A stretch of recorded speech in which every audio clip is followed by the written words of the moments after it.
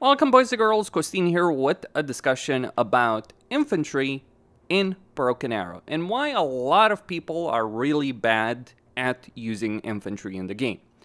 Because one of the chief complaints that you may see right now online is that infantry is too weak in the game. That it's not doing enough damage, that it doesn't have a great survival rate, so on and so forth. Well, here's what I'm going to say, and I say this as someone who's played Steel Division, someone who's played Red Dragon, Warno, etc., and obviously this game.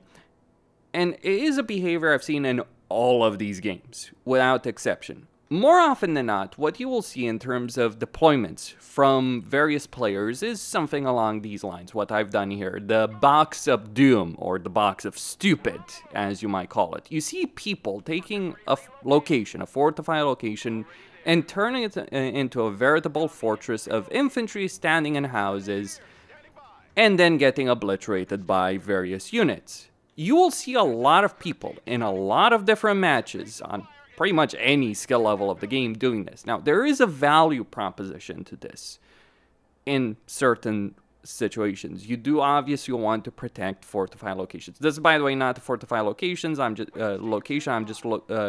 using this to showcase how people deploy their infantry, as opposed to how you should be using infantry.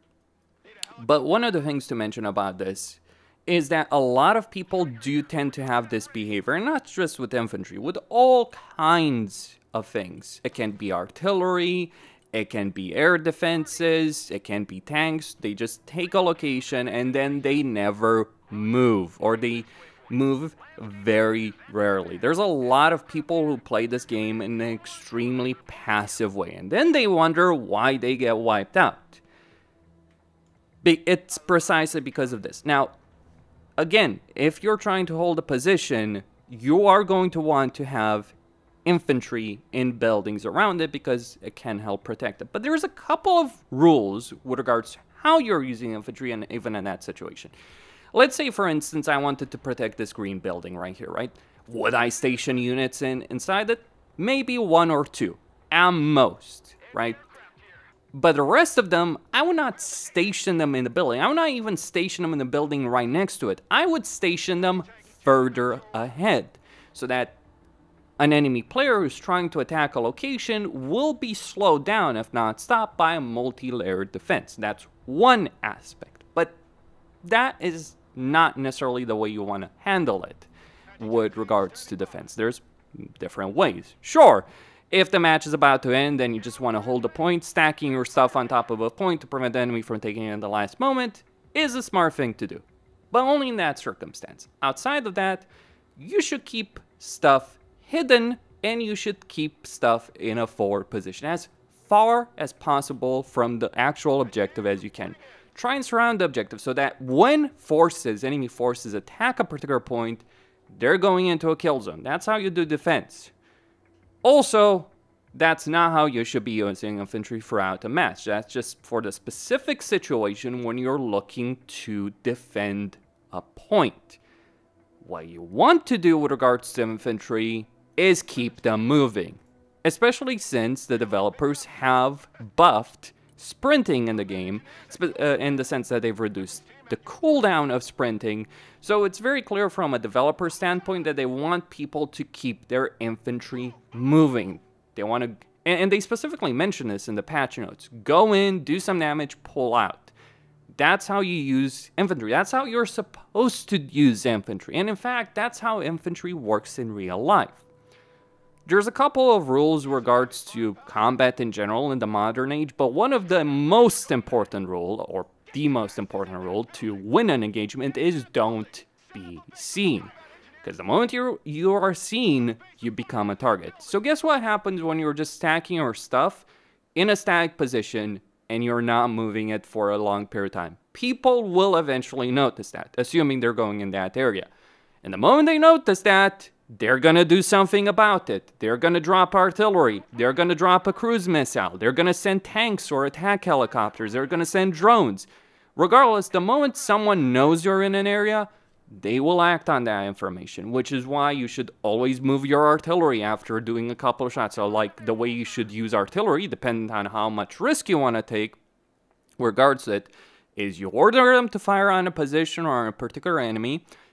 You let them take a couple of shots at most, 2, 3, 4 shots, depends on how much risk you want to take. But you let them take a couple of shots and then you move them. Doesn't necessarily have to be a long distance away, but you move them. Also, never keep supplies on top of your air defense vehicles or near your infantry, near stuff. Keep them a bit further away, not necessarily too far away. There's only a handful of weapon systems in the game that have a lot of radius, and a lot of people are going to focus on precision because they want to hit a particular point.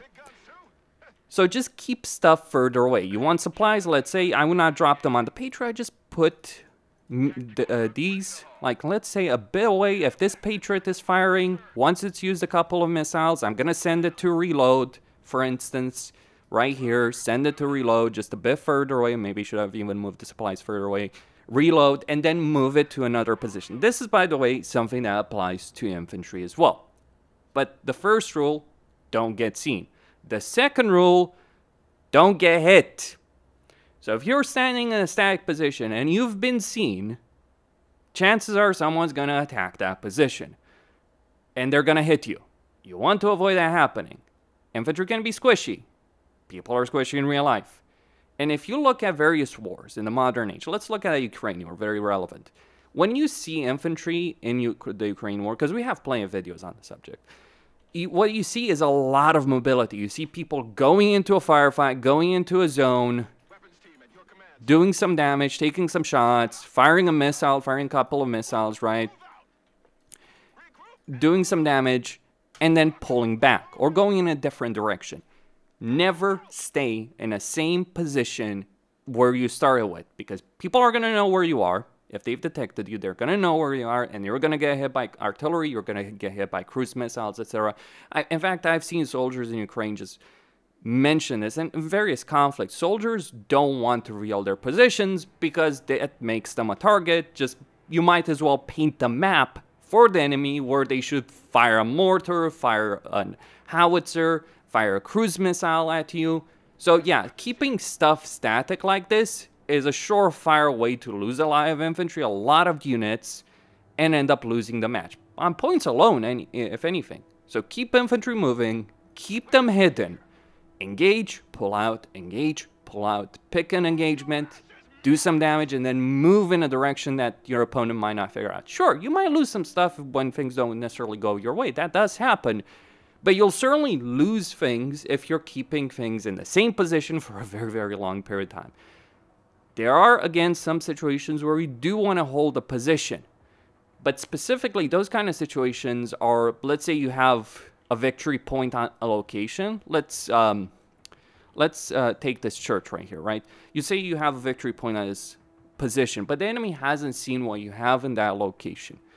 You would not necessarily want to hold the church. You would want to hold the buildings around it, but you would keep infantry in that position until they get detected. The moment they get detected, and having awareness of when someone's going to detect you is important. Sure, sometimes a smarter enemy will firearm buildings around the position because they expect people to be garrisoned there, so it's always a bit of a game of cat and mouse, but they won't know for certain unless they get the drone, they get a helicopter, get a plane, they get something to reveal enemy positions. The moment your positions are revealed, move the hell out of there.